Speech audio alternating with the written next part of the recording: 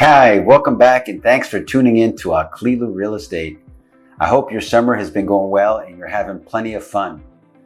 Today, I'm going to be answering the question, how do escalation clauses work? As you know, it's been a very competitive marketplace and there have been many multiple bid situations, and there's nothing better to use than an escalation clause.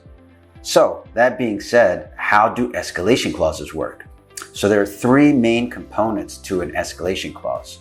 The first component is going to be your escalation terms.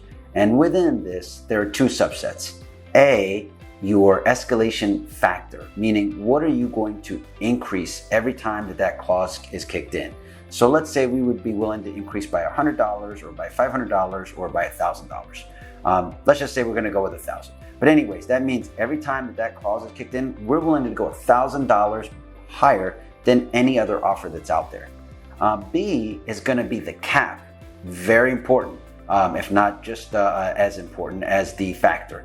And in this case, this is what we're putting a cap at. So let's assume that we're buying a house that's $700,000 and we're willing to go up to a cap of $780,000, meaning anything north of that, we're just going to go look for another property. So the second component is going to be your increase procedure. And this is more of the nuts and bolts, especially if you're getting financing, which most people are. And in this case, there's several subsets within this as well. And that's, is your loan amount going to increase or is it going to stay the same? Is your down payment going to increase or is it going to stay the same? Is your loan amount going to increase as a percentage based on what you're approved at? And here it starts to get a little bit tricky in the sense that, we just want to make sure that you're able to escalate to the most that you can or are approved for as far as a loan. And that's really what the increased procedure is. And the third and final component of this escalation clause is going to be acceptance and or counteroffer.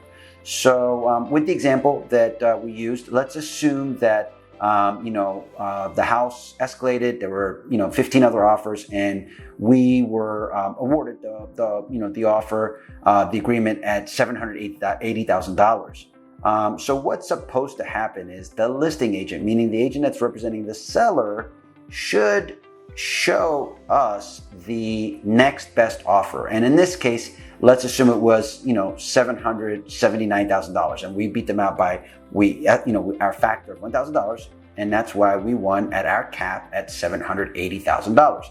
And at this point, we would accept initial sign, and we would have a ratified contract, and you'd be well on your way to owning this property. That being said, I wanted to thank you. That's how escalation clauses work. And there are some other strategic things that we can do. Of course, once we get out and start looking at properties or getting our hat in the ring, I'll be more than happy to share those with you.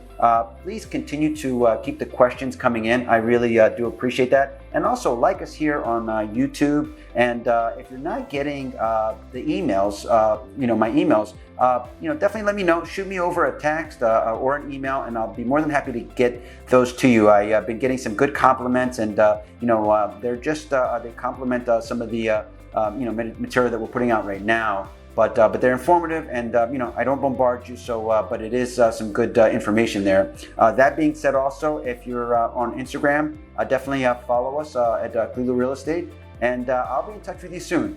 Thanks for tuning in again.